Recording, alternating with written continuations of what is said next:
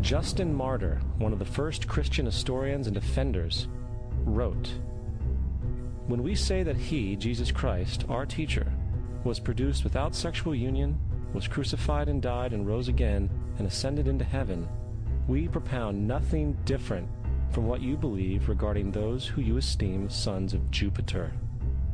In a different writing, Justin Martyr said, "He was born of a virgin, except this in common with what you believe of Perseus." It's obvious that Justin and other early Christians knew how similar Christianity was to the pagan religions. However, Justin had a solution. As far as he was concerned, the devil did it. The devil had the foresight to come before Christ and create his characteristics in the pagan world. Fundamentalist Christianity, fascinating. These people actually believe the world is 12,000 years old. Swear to God. I actually asked one of these guys, okay, dinosaur fossils. He says, dinosaur fossils? God put those here to test our faith.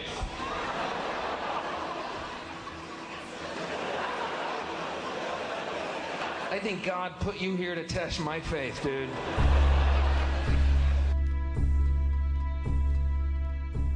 The Bible is nothing more than an astrotheological literary hybrid, just like nearly all religious myths before it.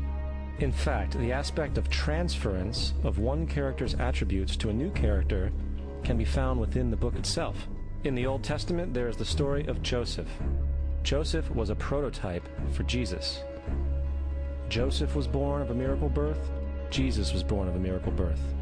Joseph was of 12 brothers. Jesus had 12 disciples. Joseph was sold for 20 pieces of silver. Jesus was sold for 30 pieces of silver. Brother Judah suggests the sale of Joseph. Disciple Judas suggests the sale of Jesus. Joseph began his work at the age of 30. Jesus began his work at the age of 30. The parallels go on and on. Furthermore, is there any non-biblical historical evidence of any person living with the name Jesus, the son of Mary, who traveled about with 12 followers, healing people and the like? There are numerous historians who lived in and around the Mediterranean, either during or soon after the assumed life of Jesus. How many of these historians document this figure? Not one.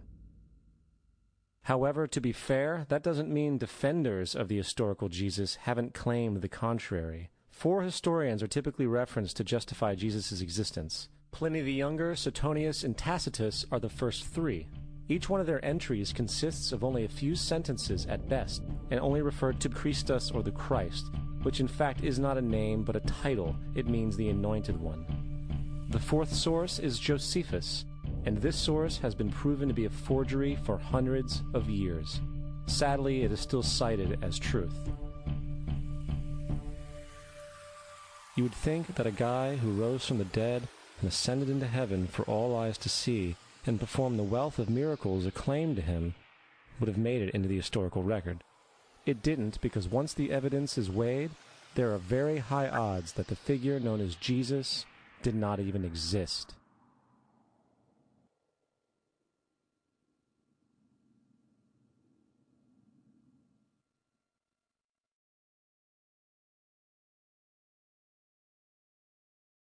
We don't want to be unkind, but we want to be factual.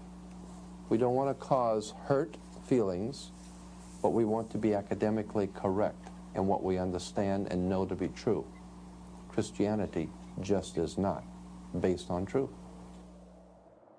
We find that Christianity was in fact nothing more than a Roman story, developed politically. The reality is, Jesus was the solar deity of the Gnostic Christian sect, and like all other pagan gods, he was a mythical figure. It was the political establishment that sought to historize the Jesus figure for social control. By 325 AD in Rome, Emperor Constantine convened the Council of Nicaea. It was during this meeting that the politically motivated Christian doctrines were established, and thus began a long history of Christian bloodshed and spiritual fraud. And for the next 1600 years, the Vatican maintained a political stranglehold on all of Europe. leading to such joyous periods as the Dark Ages, along with enlightening events such as the Crusades and the Inquisition.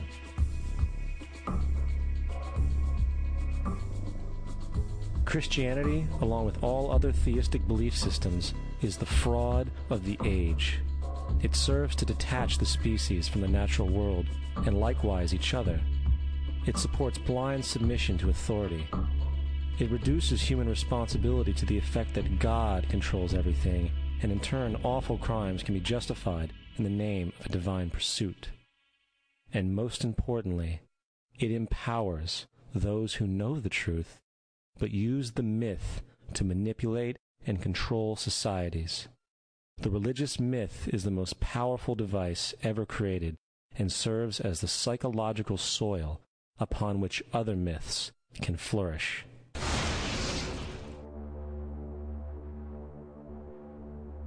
A myth is an idea that, while widely believed, is false. In a deeper sense, in the religious sense, a myth serves as an orienting and mobilizing story for a people. The focus is not on the story's relation to reality, but on its function. A story cannot function unless it is believed to be true in the community or the nation. It is not a matter of debate.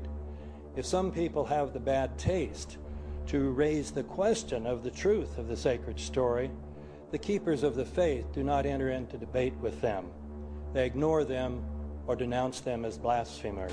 It is wrong, blasphemous, and sinful for you to suggest, imply, or help other people come to the conclusion that the U.S. government killed 3,000 of its own citizens.